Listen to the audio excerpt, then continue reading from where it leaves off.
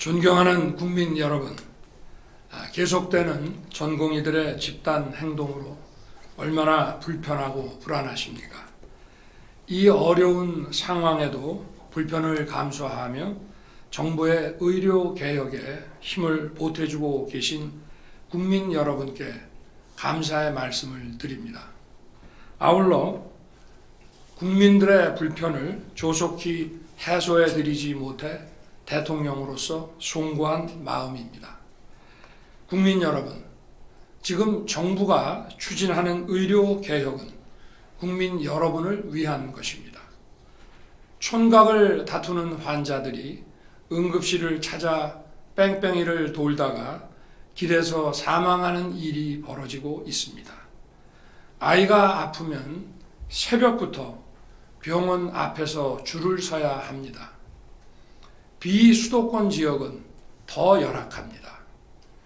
가까운 곳에 산부인과가 없어서 진료와 출산을 위해 병원 원정을 나서는 지경입니다.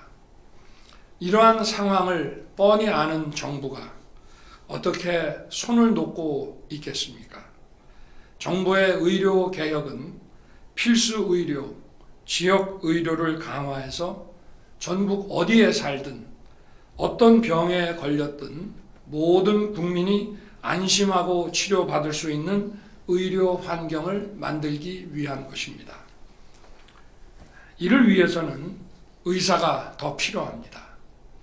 국민의 생명과 건강을 지키기 위한 의사 증원을 의사들의 허락 없이 할 수 없다고 한다면 거꾸로 국민의 목숨의 가치가 그것밖에 안 되는 것인지 반문할 수밖에 없습니다.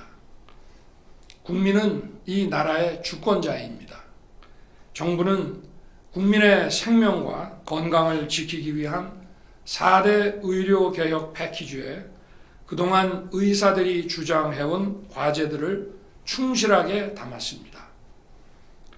필수 의료, 지역 의료에 종사하는 의사들에게 공정한 보상과 인프라 지원을 해주기 위해 10조 원 이상의 재정을 투자하고 의료사고와 관련한 법적 리스크 부담을 완화해 주기 위해 사법 리스크 안전망을 구축하는 방안도 포함했습니다. 의료사고 처리 특례 법안, 필수 의료 투자 계획, 전공의 수련 환경 개선, 전문의 중심 병원 전환, 의료 전달 체계 개선 과제 등 국민과 의사 모두를 위한 구체적 개혁 방안을 제시했습니다. 그런데도 지금 전공의들은 50일 가까이 의료 현장을 이탈하여 불법적인 집단 행동을 계속하고 있습니다. 오로지 하나, 의사 증원을 막기 위해서입니다. 만일 증원에 반대하는 이유가 장래 수입 감소를 걱정하는 것이라면 결코 그렇지 않습니다. 현재 우리나라 의사들의 평균 소득은 OECD 국가들 가운데 1위입니다. 20년 후에 의사가 2만 명이 더 늘어서 수입이 줄어들 것이라는 걱정은 기우에 불과합니다. 20년 뒤 의사는 2만 명이 더 늘어나지만 국민소득 증가와 고령화로 인한 의료 수요는 그보다 더 어마어마하게 늘어납니다. 정부의 의료 개혁은 의사들의 소득을 떨어뜨리려는 것이 아닙니다. 필수 의료와 비필수 의료, 지역 의료와 수도권 의료 간의 의사들 소득 격차는 줄어들 수 있습니다만 전체적인 의사들의 소득은 지금보다 절대 줄지 않을 것입니다. 더욱이 의료 산업 발전에 따라 바이오, 신약, 의료기기 등 의사들을 필요로 하는 시장도 엄청나게 커질 것입니다. 또한 우리 의료 산업도 글로벌 마켓으로 더 많이 진출해야 하는데 의료 서비스의 수출과 의료 바이오의 해외 시장 개척 과정에서 의사들에게 더 크고 더 많은 기회의 문이 열릴 것입니다. 뿐만 아니라 정부는 지역 및 필수 의료 강화, 보상 체계 개선, 의료 인프라 구축에 앞으로 막대한 재정을 투입할 것이기 때문입니다. 그동안 역대 정부는 의료 문제를 건강보험 재정에만 맡겨왔을 뿐 적극적인 재정 투자는 하지 않았습니다. 그러나 저는 의료는 안보, 치안과 같이 국민의 안전에 관한 것이므로 국민의 생명과 건강을 지키는 의료 개혁에 막대한 재정을 투입하겠다고 약속드린 바 있습니다. 그리고 의료에 대한 정부의 재정 투자는 더 큰 민간 투자를 이끌어낼 것입니다. 게다가 지금 의대 정원을 늘린다고 해도 최소한 10년 이후에나 의료 현장에서 의사들이 늘어나기 시작하는 것입니다. 현재 우리나라 의사의 수는 11만 5천 명입니다. 10년 이후 매년 2,000명씩 늘기 시작하면 20년이 지난 2045년에야 2만 명의 의사가 더 늘어납니다. 저는 지금 의사를 증원하더라도 증원된 의료 인력이 배출되지 못하는 향후 10년 동안 우리 국민들께서 얼마나 큰 어려움을 겪으실지 그게 더 걱정입니다.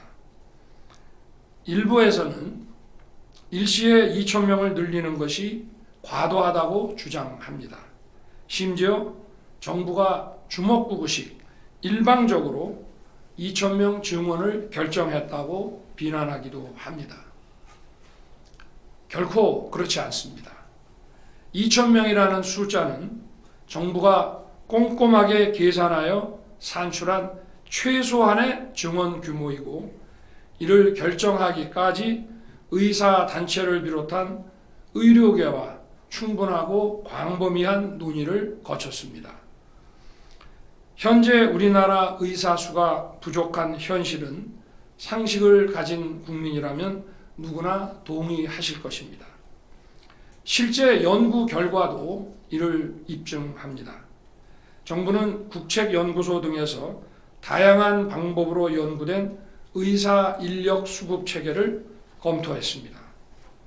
이러한 연구는 인력 추계에 사용되는 통계적 모형을 기초로 수요 측면에서는 저출산 고령화와 같은 인구 구조의 변화, 만성 질환의 증가와 같은 질병 구조의 변화에다가 소득 증가에 따른 의료 수요 변화까지 반영한 것입니다.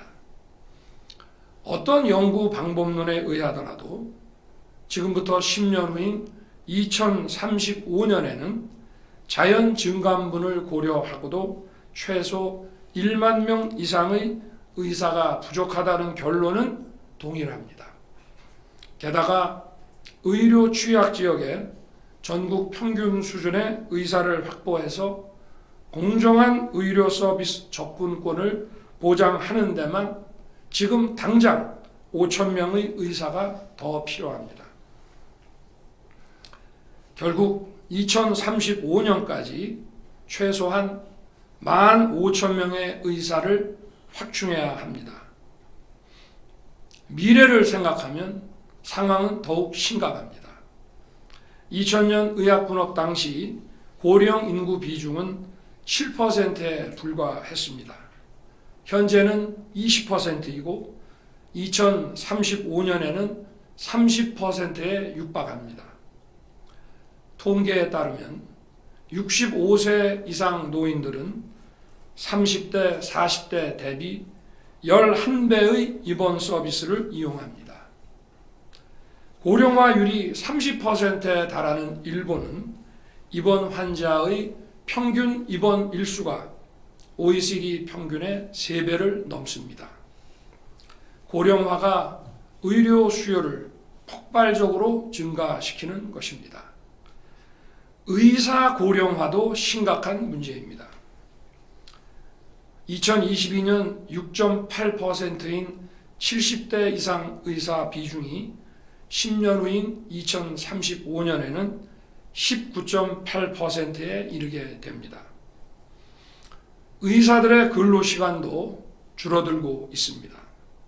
최근 통계를 보면 의사 근로시간은 평균 12%, 전공의 근로시간은 평균 16% 감소했습니다. 이에 더해 고령화에 따른 보건산업 수요도 증가하고 있습니다. 당연히 더 많은 의사가 필요합니다. 그럼에도 지난 27년간 의대 정원을 단 한 명도 늘리지 못했고 오히려 줄였습니다. 2000년 의학분업 당시 의사단체의 요구에 굴복해서 2006년까지 의대 정원을 단계적으로 351명이나 감축했습니다. 감축된 정원을 감안하면 지금까지 7,000명의 의사를 배출하지 못한 것이고 2035년까지 따지면 그 규모가 1만 명에 달합니다.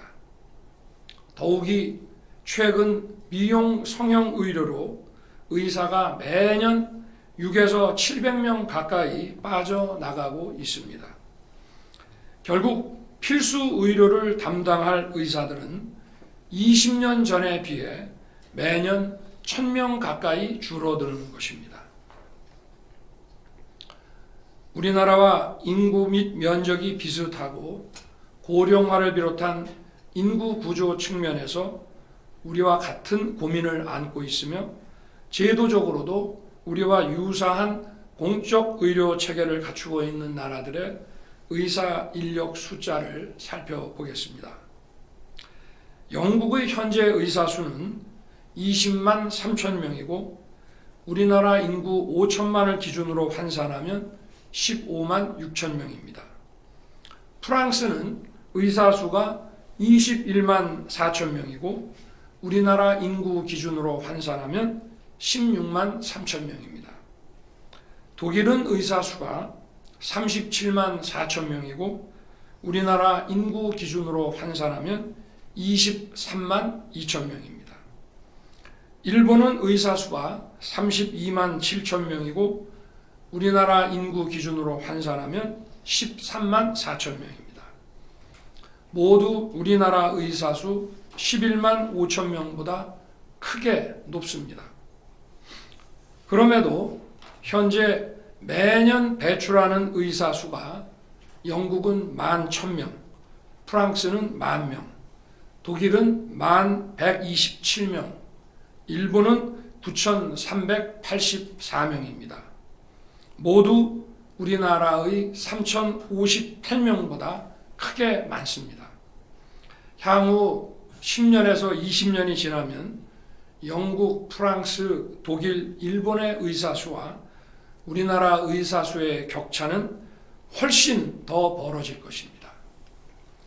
우리나라 인구 대비 의사 수는 OECD 국가들 가운데 가장 낮은 수준입니다.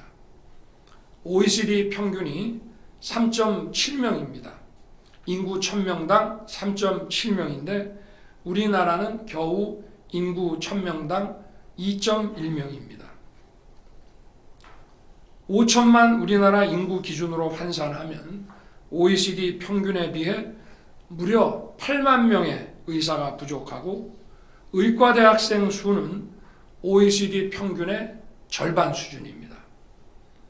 게다가 우리나라 고령 인구 증가 속도는 OECD 평균의 1.7배에 달해서 앞으로 의사 부족 문제가 더욱 심각해질 수밖에 없습니다. 우리나라 현재 국민 의료비는 GDP의 9.7%입니다. 총 GDP 약 2,162조 원 가운데 210조 원이 의료비에 지출되고 이는 OECD 평균 9.3%보다 높습니다. 게다가 최근 6년간 우리나라의 GDP 대비 국민 의료비 증가 속도가 OECD 평균의 3배에 달할 정도로 의료 수요가 가파르게 증가하고 있습니다. 결국 급증하는 의료 수요를 감당하지 못해서 응급실 뺑뺑이 소아과 오픈런이 발생하는 것입니다. 의사 한 명이 너무 많은 환자를 진찰해서 3분 진료라는 말까지 나오고 있습니다. 지역의 종합병원과 지방의료원은 수억 원의 연봉을 제시해도 의사를 구하지 못하고 있습니다. 강원도에서 운영하는 영월의료원은 지난해 2023년 11월부터 8차례나 정신건강의학과 전문의 채용 공고를 냈습니다만 지원자가 단 한 명도 없었습니다.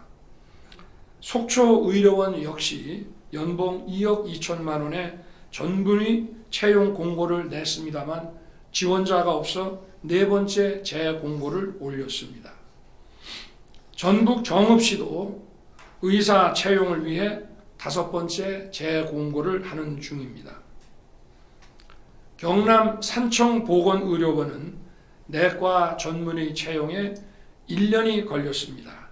연봉을 3억 6천만 원까지 올려서야 겨우 의사를 구할 수 있었습니다.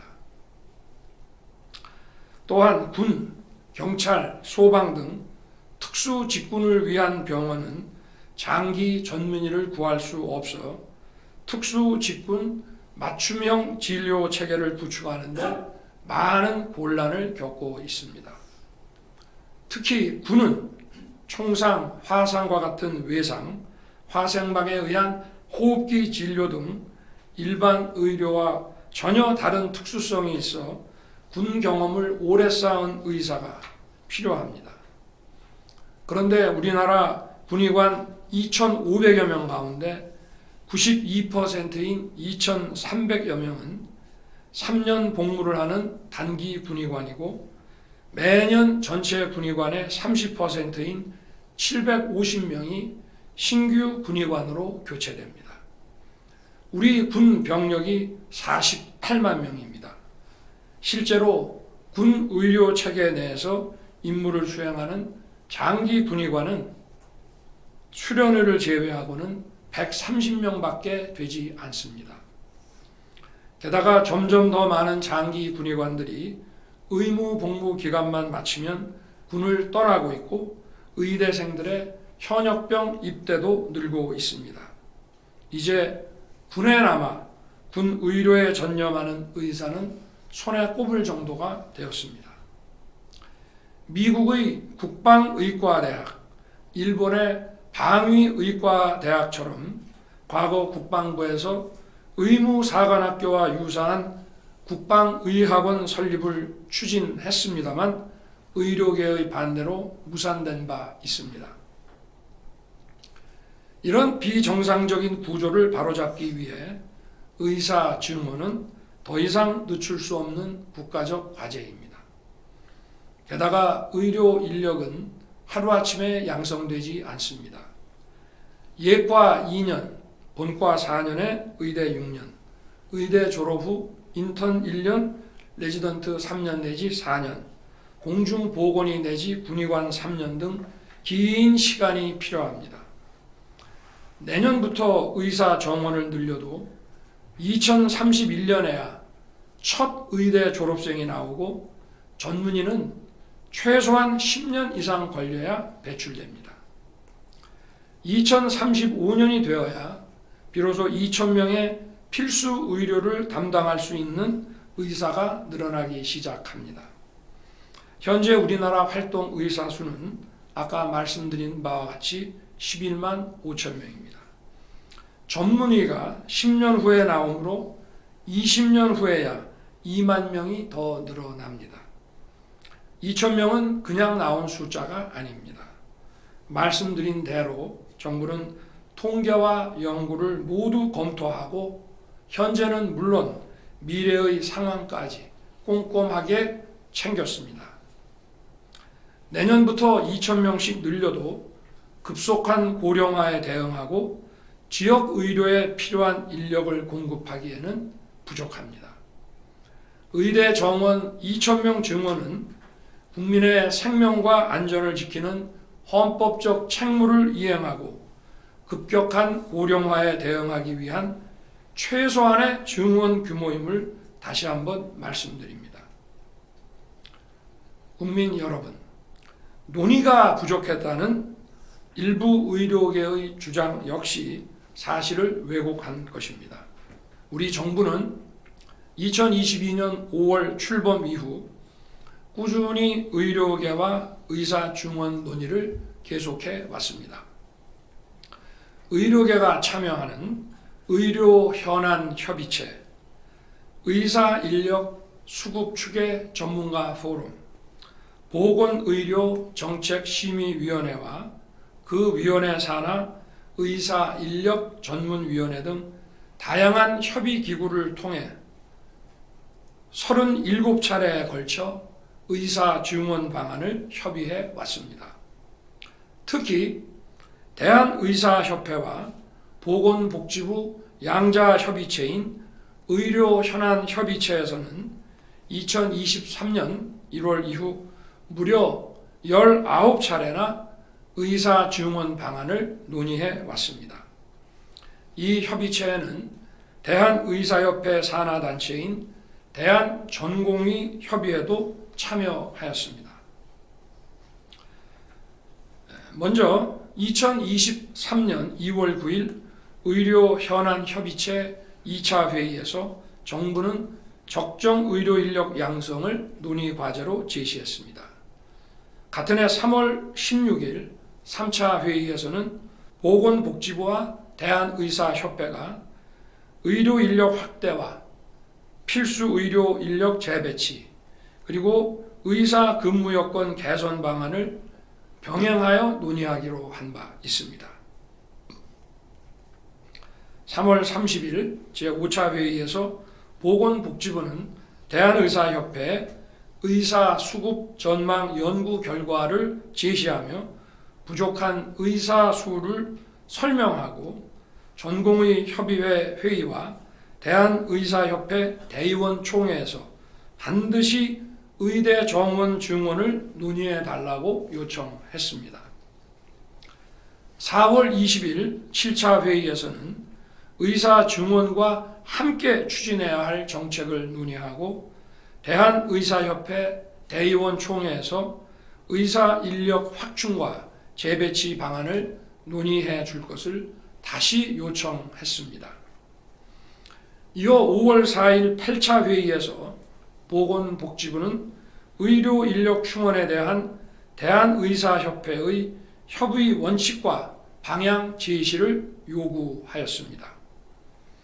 6월 8일 10차 회의에서는 의사 인력 확충과 재배치를 위해 과학적 근거에 기반하여 적정 의사 인력 확충 방안을 논의하고 확충된 의사 인력의 지역의료 필수의료 유입 방안과 전공의 수련 및 근무 여건 개선 방안을 마련하기로 보건복지부와 대한의사협회가 합의한 바 있습니다.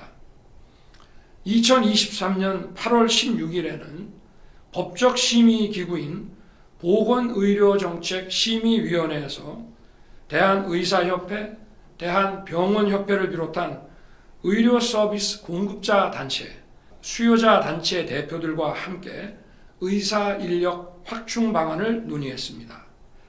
보건의료정책심의위원회 산하의 의대 교수, 전공의협의회 대표, 병원장, 전문가들로 의사인력 전문위원회를 구성해서 의사인력 증원과 양성에 관한 세부 정책 논의를 병행하기로 했습니다.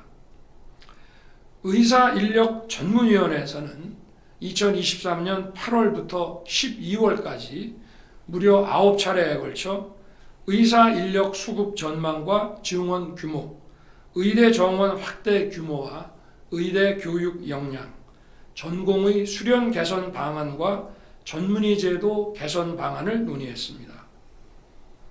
또한 정부는 이러한 논의 결과를 빠짐없이 의료 현안 협의체를 통해 대한의사협회와 그 산하 대한전공의협의회에 계속 설명했습니다. 대한의사협회는 2023년 11월 15일 의료현안협의체 제17차 회의에서 과학적 객관적 데이터에 입각하고 필수 의료, 지역 의료를 살리는 대책이 선행된다면 의대 정원 확대 논의가 가능하다는 입장을 밝히기도 했습니다. 2023년 12월 계속된 제20차부터 23차 회의에서 정부와 대한의사협회는 의사 현황과 의사 수요, OECD 사례 등에 기반해 의사 인력 확충 방안을 계속 논의해 왔습니다. 정부는 지역 간 의료 격차 통계, 미래 의료 수요 증가와 의사 수급 전망, 의료 현장 실태 조사 결과 등 의사 부족과 증원의 근거를 제시했습니다. 또한 의료사고 법적 부담 완화 방안, 전공의 근로 여건 개선을 포함한 인력 시스템 혁신 방안, 의료 전달 체계 개선 방안 등 의사 증원과 함께 추진할 정책 과제를 논의했고, 의학교육 평가 인증 기준 개선, 교수 인력 확대 등 의학교육의 질을 높이는 방안도 논의했습니다. 이처럼 논의를 계속한 끝에 2024년 1월 15일과 16일에 걸쳐 대한의사협회, 대한전공의협회, 대한병원협회 등 6개 단체에 공문을 보내 적정 의대 증원 규모에 대한 의견을 제출해 달라고 요청했습니다. 아울러 2024년 1월 17일 보건복지부는 제25차 의료 현안 협의체에서 의대 증원 규모를 제시해 달라고 의사협회에 공식적으로 요청했습니다. 이에 대해 대한의사협회는 의대 정원 증원 규모에 대한 의견을 제출하지 않았습니다. 그러면서 의사가 부족하지 않다는 주장만 되풀이했습니다. 대한전공의협의회 역시 아무런 의견을 제출하지 않았습니다. 한편 정부는 2023년 10월 19일 필수의료 혁신 전략을 발표한 이후 의학교육의 질을 유지하면서 확대 가능한 의대 정원 규모를 파악하기 위해 2023년 10월 27일부터 11월 9일까지 전국 40개 의과대학을 대상으로 증원 수요 조사를 진행했습니다. 우리나라 의과대학의 현재 입학 정원이 전부 합쳐서 3,058명입니다.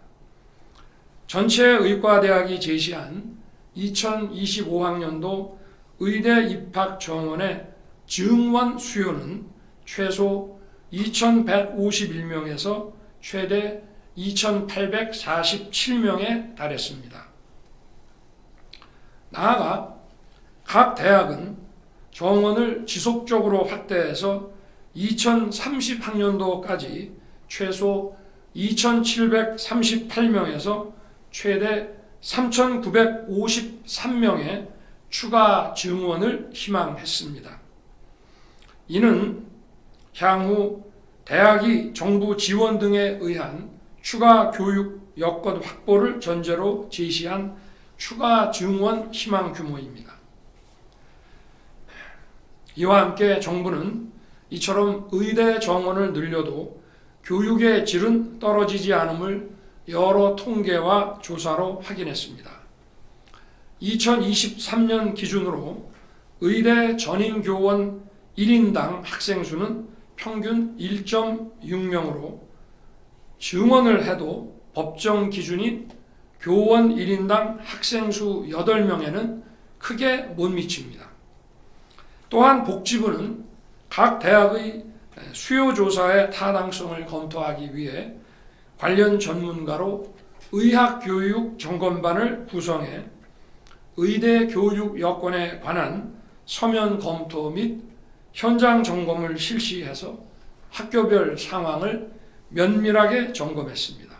실제로 의과대학을 운영하는 40개 대학이 2024년 2월 22일부터 3월 4일까지 정부에 제출한 2025학년도 의대 정원 증원 신청 인원은 서울 소재 8개 대학이 합해서 365명, 경기 인천 소재 5개 대학이 565명, 비수도권 27개 대학이 2,471명으로 총 3,401명에 달했습니다. 이는 2023년 11월 각 대학이 회신한 의대 증원 최대 규모인 2,847명을 훨씬 뛰어넘는 수치입니다. 국민 여러분, 이처럼 정부는 확실한 근거를 갖고 충분한 논의를 거쳐 2,000명 의대 정원 증원을 결정했습니다. 국민의 의료 수요를 충족시킬 수 있는 적정 수준의 의료 서비스를 공급하려면 의사 인력이 먼저 충분히 공급되어야 하고 교육과 훈련도 뒤따라야 합니다. 의료 인력 양성에 시간도 오래 걸리기 때문에 중장기적인 인력 계획과 정책이 중요합니다. 그런데 증원 규모에 대한 구체적 숫자를 제시해달라는 정부의 요청에 묵묵부답으로 일관하던 의료계는 이제 와서 근거도 없이 350명, 500명, 1,000명 등 중구난방으로 여러 숫자를 던지고 있습니다. 뿐만 아니라 지금보다 500명에서 1,000명을 줄여야 한다는 으름장도 놓고 있습니다. 의료계가 증원 규모를 2,000명에서 줄여야 한다고 주장하려면 집단 행동이 아니라 확실한 과학적 근거를 가지고 통일된 안을 정부에 제시해야 마땅합니다. 더 타당하고 합리적인 방안을 가져온다면 얼마든지 논의할 수 있습니다. 정부의 정책은 늘 열려있는 법입니다. 더 좋은 의견과 합리적 근거가 제시된다면 정부 정책은 더 나은 방향으로 바뀔 수 있는 것입니다. 하지만 제대로 된 논리와 근거 없이 힘으로 부딪혀서 자신의 뜻을 관철시키려는 시도는 결코 받아들일 수 없습니다. 불법 집단 행동을 즉각 중단하고 합리적 제안과 근거를 가져와야 합니다. 정부가 충분히 검토한 정당한 정책을 절차에 맞춰 진행하고 있는데 근거도 없이 힘의 논리로 중단하거나 멈출 수는 없습니다. 꼭 2,000명을 고집할 이유가 있냐? 점진적 증원을 하면 되지 않느냐고 묻는 분도 계십니다. 애초에 점진적 증원이 가능했다면 어째서 지난 27년 동안 어떤 정부도 단 한 명의 증원도 하지 못한 것인지 되묻고 싶습니다. 단계적으로 의대 정원을 늘리려면 마지막에는 초반보다 훨씬 큰 규모로 늘려야 하기 때문에 지금과 같은 갈등을 매년 겪을 수밖에 없습니다. 20년 후에, 예를 들어 20년 후에 2만 명 증원을 목표로 잡고 지금부터 몇백 명씩 단계적으로 증원한다면 마지막 해에는 4,000명을 증원해야 된다는 계산이 나올 수 있습니다. 의대 지망생의 예측 가능성과 또 연도별 지망생들 간의 공정성을 위해서도 증원 목표를 산술 평균한 인원으로 매년 증원하는 것이 더 타당합니다. 이해 집단의 위협에 굴복해서 증원은 고사하고 351명 정원 감축에 찬성한 것이 지금 심각한 의사 부족 사태를 초래한 것입니다. 27년 동안 반복한 실수를 또다시 되풀이할 수는 없습니다. 국민 여러분, 의료는 국민의 생명과 직결된 것입니다. 일부 의사들의 불법 집단 행동은 그 자체로 우리 사회에 중대한 위협이 됩니다. 지난 27년간 국민의 90%가 찬성하는 의사 증원과 의료 개혁을 그 어떤 정권도 해내지 못했습니다. 역대 정부들이 9번 싸워 9번 모두 졌고 의사들의 직역 카르텔은 갈수록 더욱 공고해졌습니다. 이제는 결코 그러한 실패를 반복할 여유가 없습니다. 국가가 의사에게만 의료행위를 할 수 있는 독점적 권한을 준 이유는 단 하나의 생명도 소중히 하라는 뜻입니다. 의사들이 갖는 독점적 권한에는 국민의 생명과 건강을 보호해야 하는 무거운 책임이 포함되어 있습니다. 그러기에 의사들은 의료법을 준수해야 할 의무가 있습니다. 그럼에도 의대 정원 증원 발표 이후 의사협회는 총파업에 돌입하겠다고 선언했습니다. 정부는 즉각 의사협회 집행부 등에 대해 집단행동 및 집단행동 교사 금지 명령을 내렸습니다. 또한 국민 생명과 건강에 위해를 주는 집단행동과 집단행동을 부추기는 일체의 행동을 즉시 중지할 것을 강력히 촉구했습니다. 지난 2월 19일부터 전공의를 중심으로 근무지 집단 이탈이 시작되면서 정부는 221개 전체 수련병원을 대상으로 집단 연가 사용 불허 및 필수 의료 유지 명령을 내리고 근무지를 이탈한 의사들에게 개별적으로 업무 개시 명령을 내렸습니다. 그럼에도 90%가 넘는 전공의들이 환자 곁을 떠났습니다. 정부에서 여러 차례 수련병원 현장 점검을 통해 전공의들의 근무 여부를 확인하고 환자 곁으로 돌아올 것을 당부했지만 끝끝내 돌아오지 않고 있습니다. 독점적 권한을 무기로 의무는 내팽개친 채 국민의 생명을 인질로 잡고 불법 집단행동을 벌인다면 국가는 법과 원칙에 따라 대응할 수밖에 없습니다. 그 누구도 특권을 갖고 국민 위에 군림할 수 없으며 그것이 국민의 생명을 다루는 의사라면 더 말할 것도 없습니다. 정부는 의료법 59조 2항에 따른 업무 개시 명령을 위반하고 복귀하지 않은 8,800명의 전공의들에 대해 의료법과 행정절차법에 따라 면허정지 행정처분을 진행하고 있습니다. 다만 시간이 좀 걸릴 것입니다. 행정절차법은 처분에 앞서 사전 통지를 해야 하고 의견 제출 기회를 부여하고 있습니다.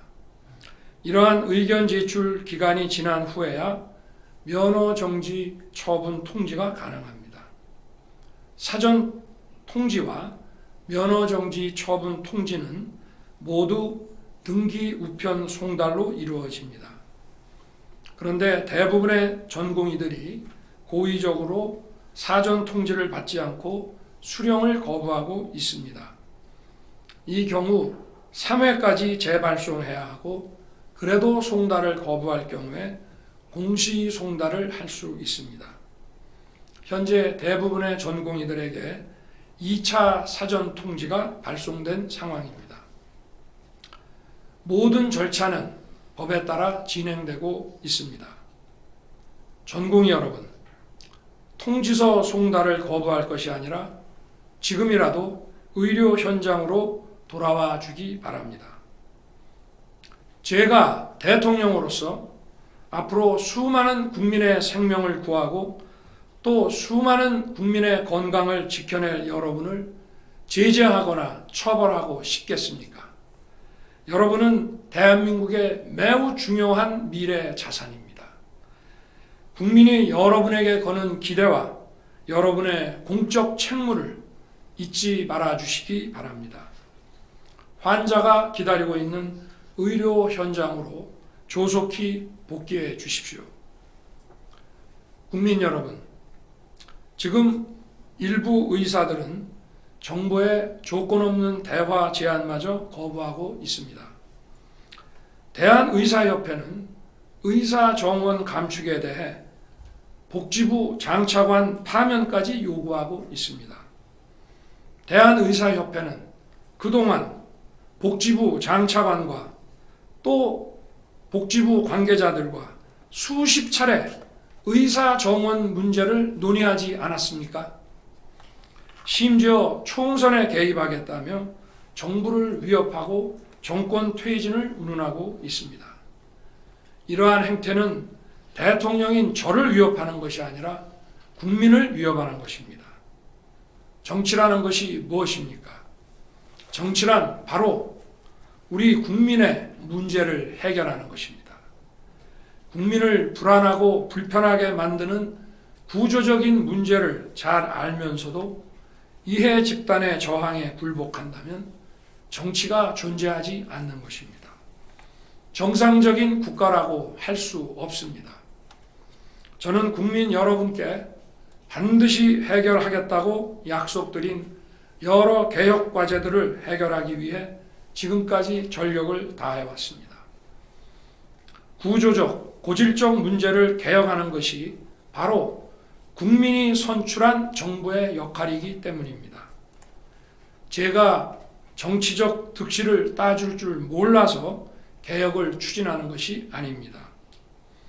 국민이 고통에 신음하는 모습을 오랫동안 보았기 때문입니다. 누군가 국민과 국익만 바라보고 유불리를 따지지 않고 개혁에 뛰어들지 않는다면 이 나라에 미래가 없기 때문입니다. 저는 공직 생활을 할 때부터 대통령이 된 지금까지 단 한 번도 쉬운 길을 가지 않았습니다. 회피하고 싶은 인기 없는 정책도 국민에게 꼭 필요하다면, 국익에 꼭 필요하다면 과감하게 실천하면서 여기까지 왔습니다. 2022년 화물연대의 집단 운송 거부 사태 당시 이길 수 없는 싸움이라며 타협해야 한다는 의견이 많았습니다. 하지만 법과 원칙에 따라 총 932명에 대해 업무 개시 명령을 발동했습니다. 선량한 화물차 기사들을 폭력으로부터 보호하는 데 최선을 다했고 결국 사태를 해결할 수 있었습니다. 건설 현장의 건폭에 대응할 때에도 노조 단체와 지지 세력들은 정권 퇴진과 탄핵을 외치며 저항했습니다. 만약 그때 물러섰더라면 건물과 산업시설 건설에 엄청난 차질이 빚어지면서 우리 경제와 일자리에 악영향을 끼쳐 결국 국민에게 그 피해가 고스란히 돌아갔을 것입니다. 건전 재정 기조에 대해서도 여당과 지지자들도 반대했습니다. 앞으로 총선을 치러야 하는데 건전 재정이 말이 되냐는 얘기를 숱하게 들었습니다.